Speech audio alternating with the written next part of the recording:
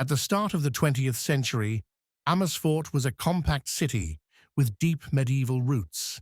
Its walls, gates, and canals still defined the urban landscape, and daily life moved at a steady, traditional pace. Yet change was approaching. Thanks to its central location, Amersfoort was becoming increasingly important as a railway junction, connecting major Dutch cities and opening the door to growth and modernization.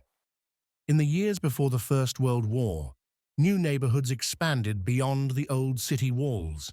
Industry grew modestly, with factories, workshops, and warehouses providing employment. Electricity, improved sanitation, and public transport slowly transformed everyday life.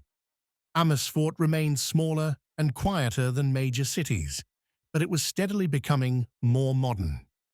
During the First World War, the Netherlands stayed neutral, but Amersfoort played a significant role. The city became home to large numbers of Belgian refugees fleeing the fighting. Nearby military camps, including Camp Amersfoort, housed soldiers and prisoners of war. Food shortages, rationing, and uncertainty affected daily life, reminding residents that even neutrality came with hardship. The interwar years brought cautious optimism. Housing projects improved living conditions, schools expanded, and cultural life slowly developed. Sports clubs, cinemas, and cafes became popular gathering places.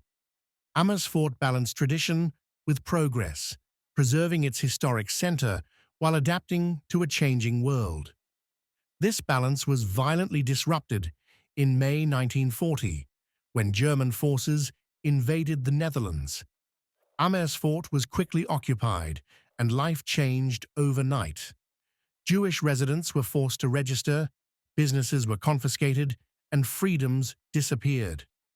Camp Amersfoort, originally a military site, was transformed into a brutal Nazi transit and punishment camp. Thousands of prisoners passed through its gates: Jews, resistance fighters, forced laborers, and political prisoners, many suffering abuse, starvation, and death. The final winter of the war, 1944 to 1945, was especially harsh. Hunger, cold, and exhaustion dominated daily life. Many residents relied on soup kitchens or food transports from the countryside. Camp Amersfoort stood as a grim symbol of occupation and terror until its liberation.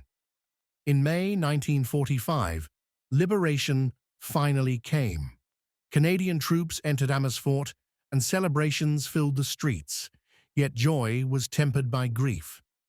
Many residents had been deported or killed, and the scars of occupation were deep.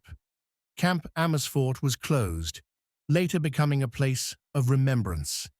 In the immediate post-war years, Amersfoort focused on recovery.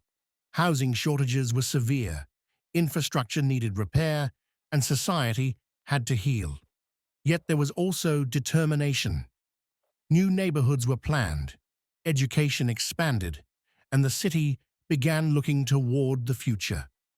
By 1950, Amersfoort had emerged as a resilient city, one shaped by centuries of history, tested by war, and strengthened by survival.